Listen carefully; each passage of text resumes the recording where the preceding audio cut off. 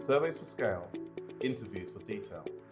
Hi, I'm Jason Roberts, and you're watching a Human Capital Consultancy live employee engagement interview.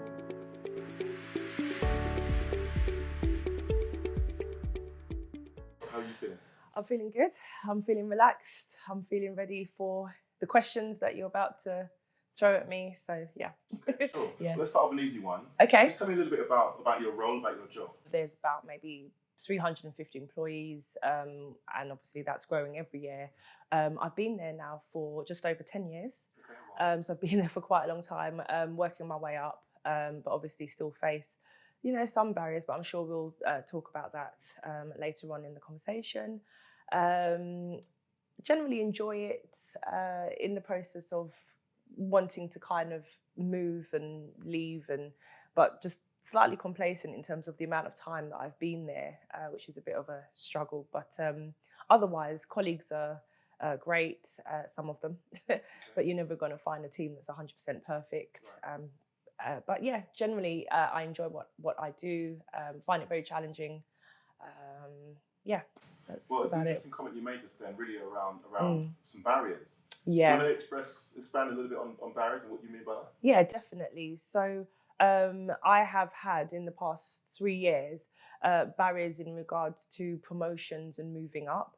Extreme frustration in terms of seeing other people that I believe are pretty much on the same standing ground as me, with the same skills, that are being promoted, being moved up, being told, what I need to do, and then doing them, and then getting to the promotion period, and then being told I haven't made promotion, and it's just becoming increasingly frustrating, which has led me to the ultimate decision to want to leave. Right, and I mean, in this environment here, you can say exactly how you feel. Yeah, of Perhaps course. what we discussed as well is if you mentioned how you felt before to other people. But why do you feel those barriers exist? Or what barriers you think you've experienced? I definitely feel that there might be some racial barriers.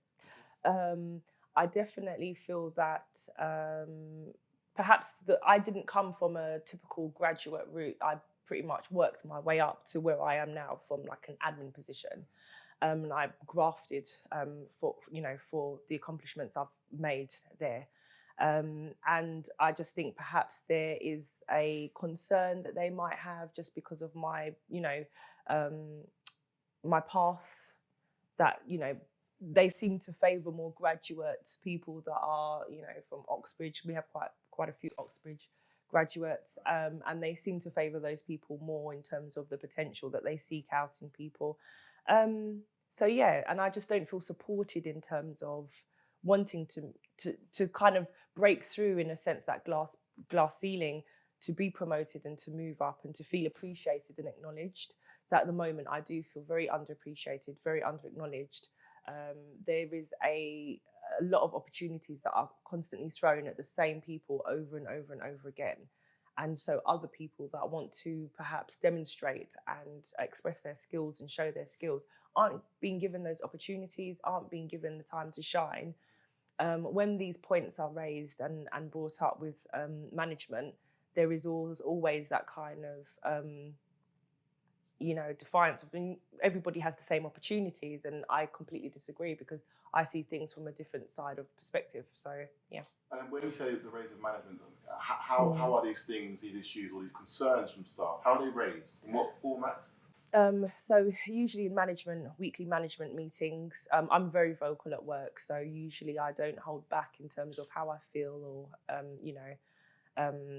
the frustrations that I'm going through. As well as that, obviously around promotion time, you have your appraisals, so concerns are raised then. In terms of, how am I supposed to progress if I don't feel supported, if I'm being told what to do and I'm doing them and then I'm still not getting any kind of reward at the end. It's just very frustrating. So yeah.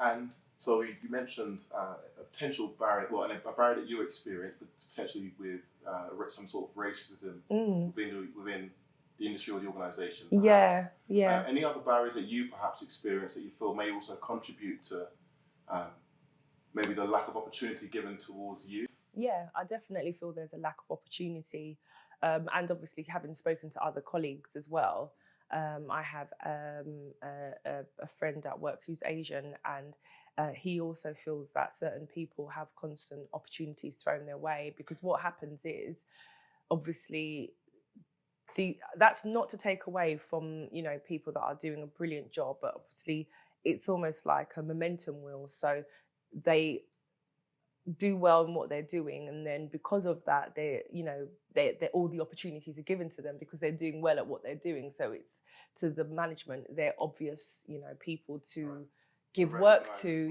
rather than saying, well, we need a generally well-rounded, developed team, so perhaps we should, you know, give this person opportunity or give that project to that person, rather than just keep on giving it to the people that they think are going to excel.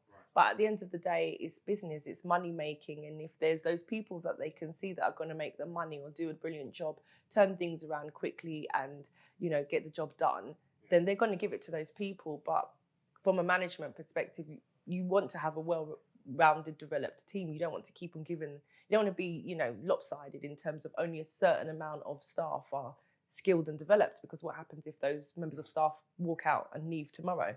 Then you've got other people that you've not invested opportunity in or invested hope and, you know, kind of encouragement in. You've just, now you have an underdeveloped team because you've been given the amazing people all the fantastic opportunities. And they've now gone off somewhere else to go and use those skills elsewhere. So So they tend to, you experience or you've seen some attrition within the company, people taking those skills and leaving? Oh yeah. There's at the moment, we have had a few people leave. You know, it is known in my department, you know, people generally come and go quite often. We're a small team, about 20, 21 people in the team. But yeah, I mean, at the moment it seems pretty stable, but there's constant talk amongst the staff of people wanting to leave and generally just not being happy there. So you mentioned that that you're quite vocal and you share your concern, which is certainly to be encouraged. Yeah. How do you do this? You said within meetings, but is there like a documented way that you also capture this? Does your team perform surveys? Do you speak to HR? What exactly? Yeah. How exactly do you actually capture? Your feedback to your management team. This is the thing. It's not necessarily captured outside of dialogue or discussion. Obviously, in the performance reviews and appraisals, there is an opportunity at that stage to express any concerns. But overall, they like these appraisals and these performance reviews to be positive, nothing negative, everything positive, constructive feedback, things that you can build on, develop and move forward from. So in that respect, it's difficult to have a good moan on a form. HR are there, but I work for a partnership. So ultimately, the HR department are there to protect the partnership and the partners that run the company and run the business. So it's very difficult and awkward sometimes approaching HR teams where you're working for partnerships, because the partners are the business and they are, you know, you don't have an external HR team that are, and then directors and CEOs and whatnot. You know, this is, and they're equally kind of, you know, hold shares or employed, but the partners are the business and they are HR. There's always that kind of feeling that HR always acting in the best interests of the partnership, not for the staff. It seems very protected and whatnot. But they are there. They always express that they're there to, you know, for people to go to and talk. And obviously there's mediation and all sorts of routes that they try to go down to avoid lawsuits. But that's in an extreme circumstance. But yeah, so also we have like feedback boxes where you can put in comments and things. But that's generally just for like day-to-day things, nothing too intense or heavy in terms of, you know, a potential a grievance against the firm, you know. So who would run those boxes in terms of the admin staff? So the admin staff run the boxes. Yeah, and then pass on the comments to and that team would be leaders. Typically day-to-day stuff. You mentioned what, like, could it be the office is too cold or no, something like that. It's confidential, so it's beyond you know, kind of a general complaint that everybody might have, but it's not personal. So I would never put anything in there about my personal. You know, it might be maybe someone who wants to remain anonymous but wants to make a complaint against management, for example. But generally it's just for day-to-day stuff that you might not want anyone to know that it's you that said it or complained. So one time, a long time ago, someone put a comment in there about me being a bully, which was bizarre because that's not in my nature at all. So, but it had to be raised with me at the time because somebody had made an anonymous complaint. So sometimes the box can do more harm than good, because that really annoyed me at the time, because I'd rather that person have come up to me and told me personally if they felt that, you know, that's how I was making them feel. But yeah, I mean, there is that way of perhaps expressing a general complaint where you would like to be kept anonymous. So just to understand, does the organisation conduct surveys? Yes, we do. They do conduct surveys, okay. Yeah. So there's an employee survey they do as well? Yes. I can't remember the name of the survey that they use, but there's one that we do annually. Yeah, there's one that we do annually, and I know that Nando's are included in this survey because whenever they release the results, it's always like, oh, you know, Nando's is at the top of this particular employee survey thing, and it's all to do with, you know, how you feel at work, your general happiness levels. Do you feel that your wages are proportionate to the work that you do? Do you think it's fair? Do you think you're being paid fairly? Do you feel, you know, are you happy, are you content? It's questions. There's maybe about 50 of them. And 50 questions? Yeah, there's quite a few, and then we get like a score. I think it's like a score out of 10 or something, but from when they break it down to us, it does sound quite scientific in terms of how they work out a score. And they give you, so it's not just basically like, oh, there's 50 questions, you got 40 out of 50. They give you like a kind of calculated score, and then you're pitted against other employers, and then, you know, you're told whether you've improved your score as a firm or dropped. But yeah, and then they break down the results by team.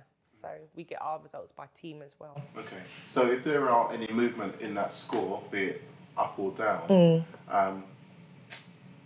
do you see any activity from the business to address or change or make changes to issues and concerns that have been raised? They do try, and they do come up sometimes at like the AGM, especially if there's like a question that has received a lot of bad, negative feedback.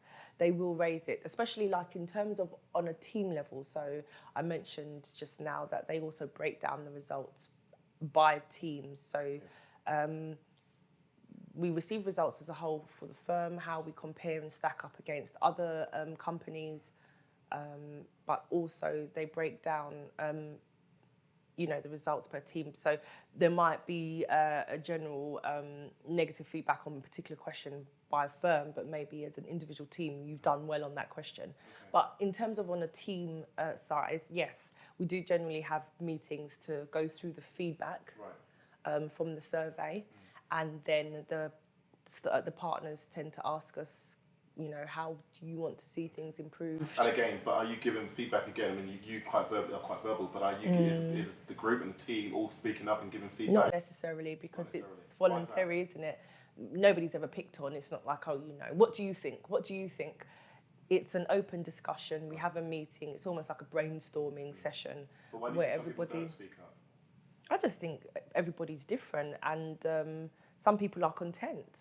Also, maybe some people answered questions that might be generally seen as contentious, and for that reason, they want to be kept you know, they want to remain anonymous, and perhaps the shrouded anonymity of the survey allowed them to be free with their expression and their feedback. But in a room, when you're then asked to follow up on why, you know, certain things aren't working, people don't want to put their hand up and say, put their and not only that, there's a general feeling in where I work, especially in my team, I can only speak for my team, that you say things and nothing happens, nothing changes. So it's all almost like, you know, kind of, is it the term smoke and screens or something like that, where it's just on the surface, it seems like we're investing, we care, you know, we're generally concerned.